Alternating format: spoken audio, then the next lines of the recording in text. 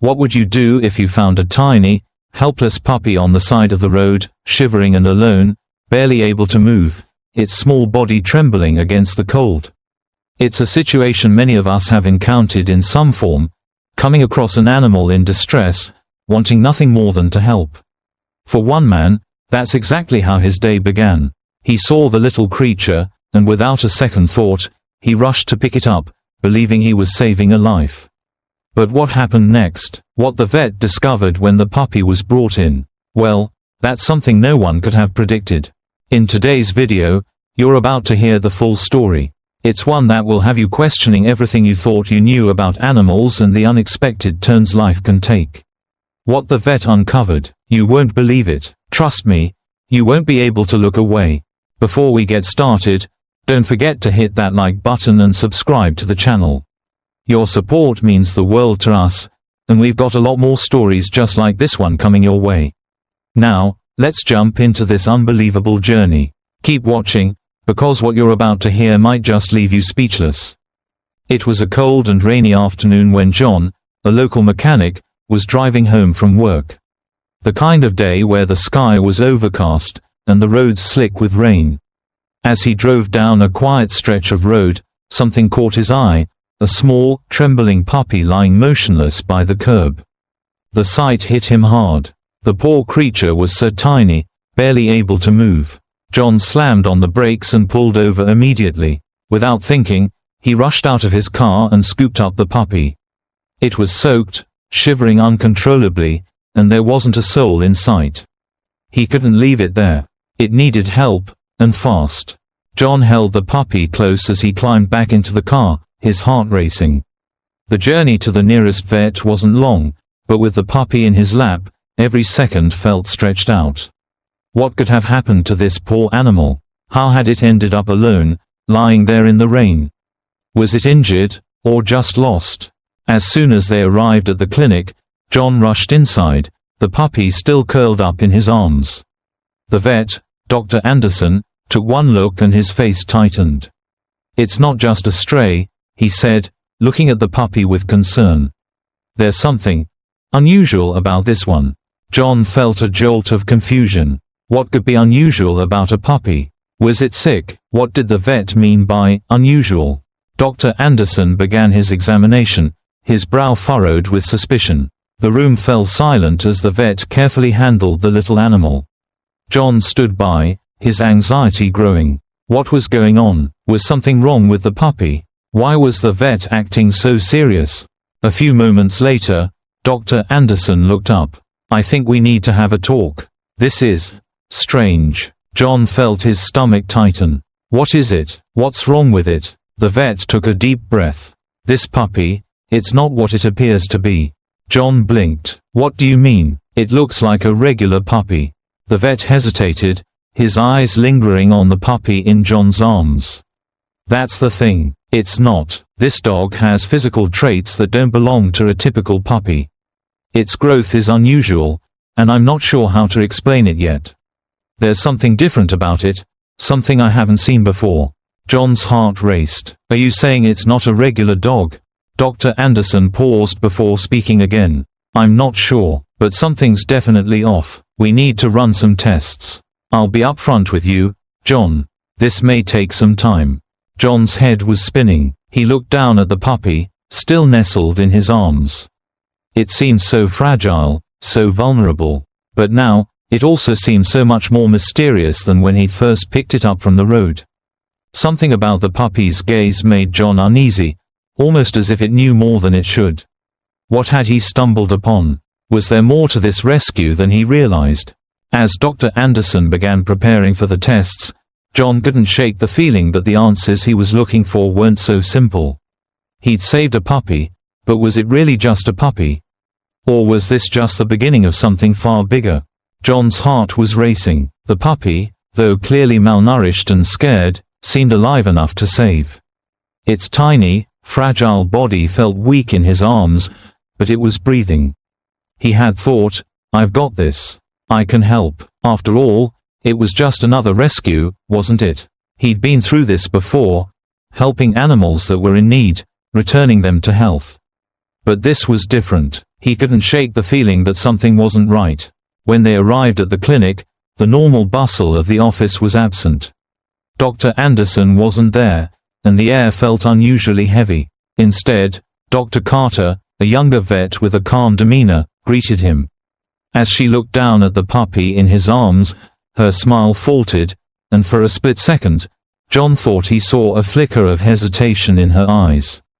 "Let me see the puppy," Dr. Carter said, trying to sound reassuring, but there was an edge of uncertainty in her voice that John hadn't expected.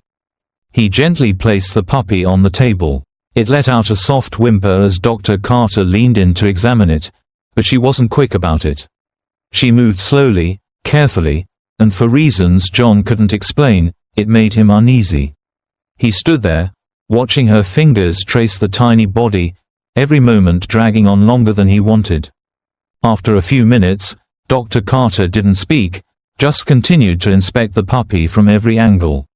John shifted his weight from one foot to the other, his chest tightening. Something was off. The puppy wasn't showing signs of severe trauma, no broken bones, no visible wounds. But why was the vet taking so long? Finally, Dr. Carter turned the puppy over gently. The silence between them was thick, almost unbearable. She didn't look up immediately, just stared down at the little creature with a frown forming on her face. John couldn't wait any longer. "What's wrong?" he asked, his voice cracking slightly despite himself. She took a breath and looked up at him. Her expression had completely changed.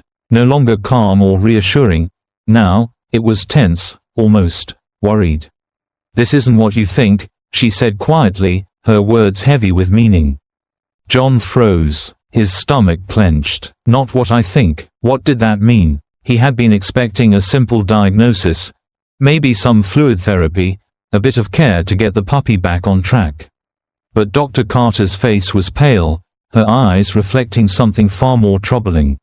She hesitated again, then spoke, her voice soft, as though she was still processing what she was seeing. "John, I've never seen anything like this before.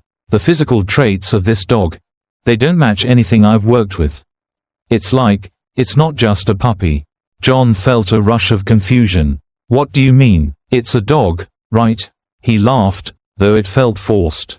Of course it's a dog, he thought. But the way she was looking at him, the puppy, it was like the air had shifted in the room. Something wasn't right, and he didn't understand what was going on. Dr. Carter glanced back down at the puppy. "There are features here, physical markers that don't belong to a normal dog, let alone a puppy. I need to run some tests, but right now, it's not making sense. It's as though it's been altered somehow." John's mind was spinning. Altered? The puppy looked like any other dog, small, helpless, but just a dog, right? He shook his head, trying to make sense of her words. "Altered? What are you saying? Is it sick?" Dr. Carter took a slow step back, looking at him with a mixture of caution and concern. "I can't say for sure, John, but I think we're dealing with something different here. I don't want to jump to conclusions, but whatever this is, it doesn't fit the usual patterns of what we see." John felt his throat tighten. The puppy had been alone on the side of the road, shivering in the rain, vulnerable, but this was something else entirely. "What exactly are you trying to tell me?" he asked, his voice quieter now, almost pleading. She took a long pause, clearly trying to find the right words. "I'm not sure how to explain this, but based on what I'm seeing, this puppy's blood work came back strange. The DNA markers, it's unlike anything I've encountered. This isn't just malnutrition or exhaustion. There's something in its biology that shouldn't be there." John's head was spinning. What was she saying? His breath was shallow, his heart pounding. Could it really be true? Was the puppy not what it seemed? Was it really that different? He glanced down at the little creature again, still curled on the table. It looked so innocent, so fragile. And yet, the more he stared at it, the more unsettling it became. Something about the way it was lying there, almost too still, made him question everything. "I don't understand," he muttered. "How can this be happening? I just found it by the side of the road. What is going on?" Dr. Carter stepped forward, her voice quieter now, more serious. "I don't know, but I think we need to prepare for some difficult answers. This puppy, whatever it is, it might not be a simple rescue after all." John stared at her, his mind racing. Could he have stumbled into something far more complicated than he'd realized? Was the puppy really what it appeared to be? And if not, what on earth had he gotten himself into? The tension in the room was palpable, and for the first time, John wasn't sure he wanted to know the answers. But it was too late. The questions were already there, and so was the uncertainty. Before we continue, I just want to take a moment to thank you for being here and watching. Your support means a lot to us, so if you're enjoying the story, make sure to like and subscribe to our channel. It really helps us out. We've got plenty more exciting content coming your way, so don't miss out. The room felt heavier now. John's mind was still racing, trying to process what Dr. Carter had just said. "This puppy isn't a puppy." Those words stuck with him, as if they were frozen in the air around him. John looked at the puppy again. It was small, fragile, and still shaking. It didn't look like anything but a puppy, a baby dog in need of help. How could this be? He stared at Dr. Carter, waiting for more, but all he could hear in his head was that one sentence repeating itself. Dr. Carter seemed to sense his confusion, taking a deep breath before speaking again. "It's not a dog, John. It's a wild animal, a species that looks like a puppy, but it's not. It's been sold as a pet, but it doesn't belong in a home. It's not meant to live like this." John felt a cold wave wash over him. "A wild animal?" he repeated, his voice shaking. "But it looks just like a puppy. How could that be?" Dr. Carter nodded, her expression serious. "It's a rare species, one that's often confused for a dog at first glance. This puppy was raised in captivity, in an environment it wasn't meant for. It's not just sick, John. It's traumatized. It's been through things that no animal should ever have to endure." John's heart sank. He had found the puppy on the side of the road, alone and abandoned. But now it seemed like the truth was far worse than he had imagined. This wasn't just an ordinary rescue. It was something completely different. "What kind of trauma?" John asked, struggling to make sense of it all. Dr. Carter hesitated before answering, her voice lowering. "The kind of trauma that leaves scars beyond the physical. This animal was kept in captivity, in conditions that caused it to lose its natural instincts. It wasn't treated like an animal that needed love or care. It was treated like something to be controlled, something to be broken." John could barely take it all in. His thoughts were a jumble of confusion and disbelief. He'd seen animals suffering before, but nothing like this. This puppy had been raised to be something it was never meant to be. "So, it's not like a normal dog?" John asked, his voice thick with disbelief. "What does that mean? What does it need?" Dr. Carter looked at the puppy, her expression softening, but still filled with concern. "It's not a typical dog. Its instincts are wild. It's been exposed to too much, too early. And now, it's struggling to survive in a world that doesn't understand it. What you see as fear is just its way of coping. The puppy's behavior, it's trying to navigate a world that doesn't make sense to it anymore." John felt the weight of her words. He looked at the puppy, its wild eyes, its tense body, and for the first time, understood that this wasn't just about feeding it or keeping it safe. This was going to take much more than he had expected. Can it be saved?" John asked quietly, afraid of the answer. Dr. Carter gave a small sigh, one that seemed to carry all the weight of the situation. "It can be rehabilitated, but it will take time. It needs a lot of care, more than just food and shelter. It needs trust, something it hasn't had in its short life. We can't just treat it like any other dog. It's a wild animal at its core." John looked down at the puppy, still in his hands, its tiny body trembling in a way that wasn't just from fear. It was as if it couldn't make sense of the world around it, and it had learned to be on edge, ready to fight or run. The puppy wasn't just scared. It was caught between two worlds, neither one where it truly belonged. For the first time, John questioned what he had gotten himself into. He had saved this puppy, thinking it was just another rescue, another life to care for. But now, everything felt different. Was it too late for this puppy to ever know peace? Would it ever feel safe again? Dr. Carter seemed to read his thoughts. It's not a lost cause, John. But we're not just dealing with a sick animal. We're dealing with something that's been broken by human hands. And that's something that can't be fixed easily. John nodded slowly, feeling the weight of her words. What had started as a simple rescue had turned into a complicated mission, one he wasn't sure he was prepared for. But there was no going back now. He had made a promise when he found this puppy, and he wasn't about to break it. No matter how difficult the road ahead would be, he would see it through. But there was still so much he didn't know. Who had abandoned the puppy? Who had put it through this? And what else was lurking in its past that might come to light? For now, he could only focus on what was right in front of him. A tiny, trembling creature that needed him in ways he hadn't anticipated. There were no easy answers, no quick fixes. But for this puppy, John had to be the one to start rewriting its story. The weeks that followed were some of the hardest, and most rewarding, of John's life.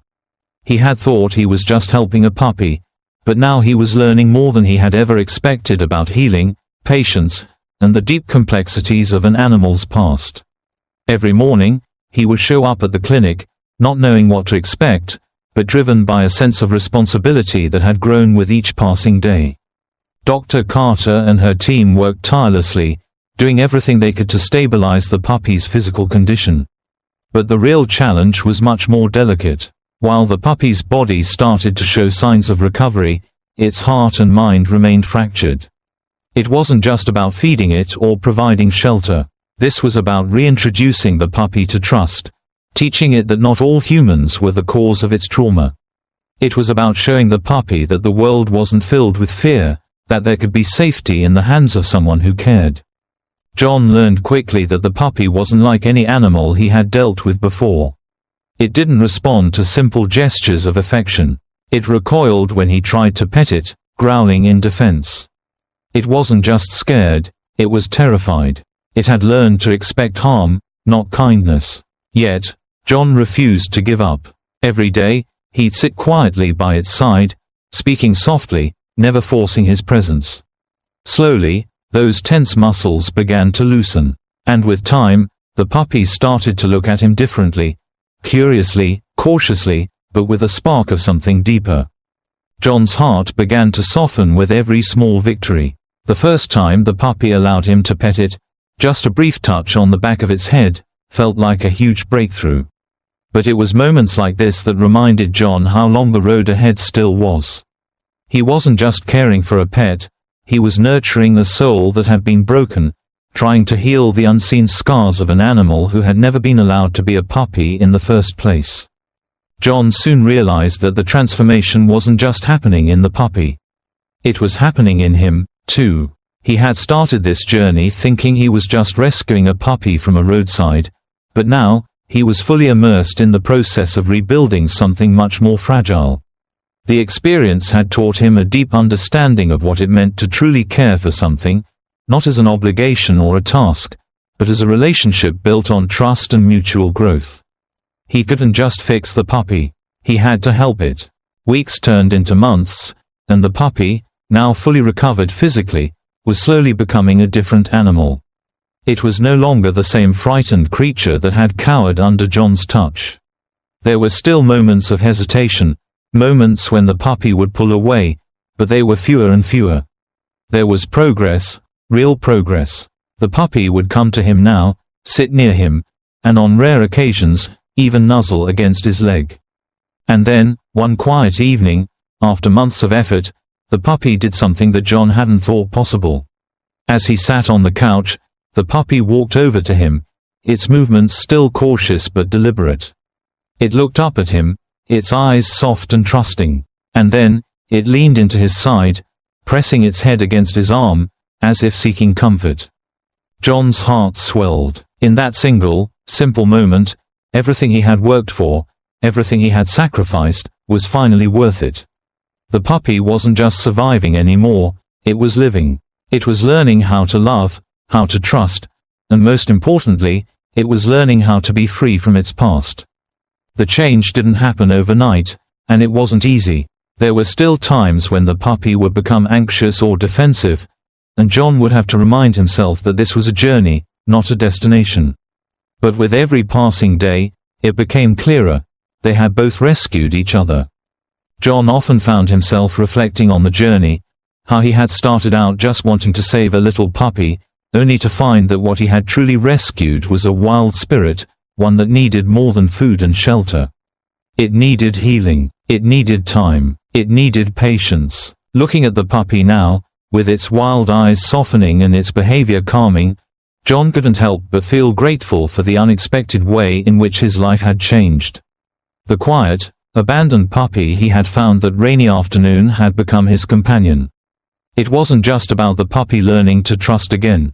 It was about John understanding, perhaps for the first time, what it meant to truly care for something without expecting instant results.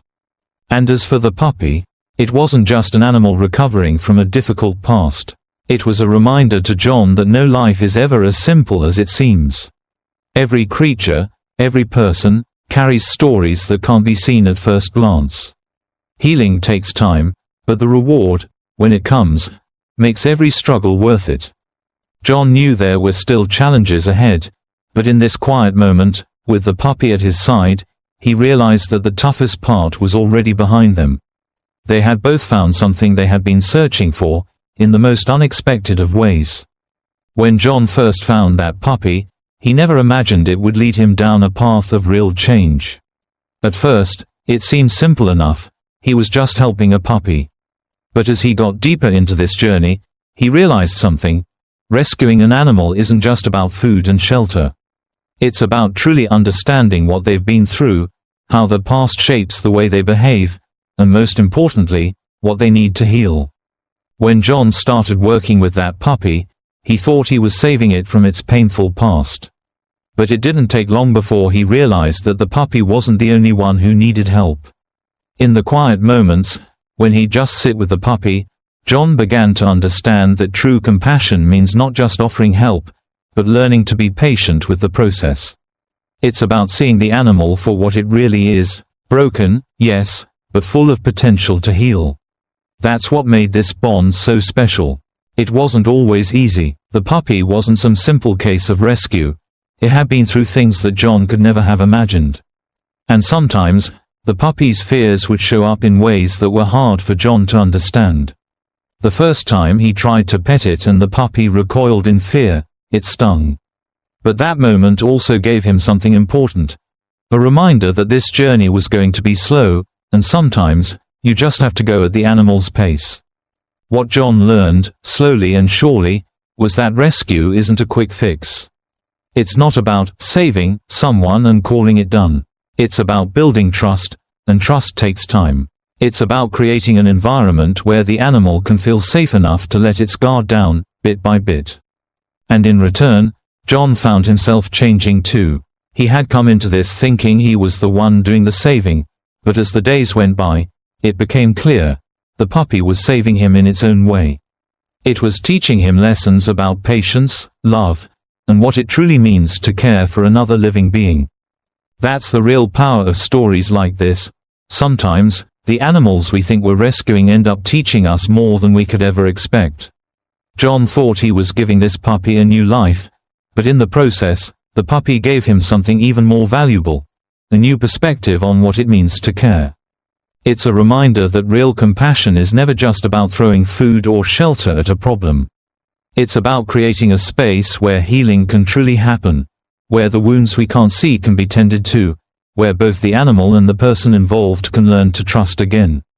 When we look at rescue through this lens, it's not just about fixing things, it's about building a relationship. It's about understanding that every animal, just like every person, carries its own history. And sometimes, what they need most isn't a quick solution but the time, patience, and space to heal. John and the puppy, they both learned something important through this. The puppy found a safe place to heal. And John, he found out that the most powerful kind of compassion isn't the one that fixes everything instantly. It's the kind that sticks around, even when things are hard, even when progress is slow. It's the kind that doesn't give up. Thank you so much for sticking with us through this incredible journey of love, healing, and unexpected transformation. If you felt the emotional connection between John and the puppy, we'd love to hear your thoughts. Please give this video a thumbs up, share it with someone who might need a little hope today, and leave a comment telling us what you think about the bond they formed. We have so many more heartwarming stories to share with you, so don't forget to subscribe and hit that notification bell so you'll never miss a video. Now, we'd love to hear from you. How would you have handled the situation if you were in John's shoes? Could you have faced the challenge of rescuing an animal with such a complicated past? It's not every day that you find yourself caring for a creature you didn't expect, and we're curious to know what you'd do in that moment. Once again, thank you for watching. And remember, sometimes, the most unexpected journeys lead us to the most rewarding outcomes, both for the animals we help and for ourselves. Take care, and we'll see you in the next story.